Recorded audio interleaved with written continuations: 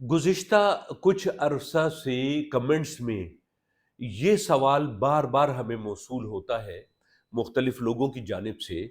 कि खाने के बाद वॉक किस वक़्त करनी चाहिए? तो इस ज़िमन में मैं आपको बताता चलूँ कि जैसा कि आजकल मसरूफ़ियत का दौर है, हम प्रॉपर अपनी सेहत के लिए टाइम नहीं निकाल सकते,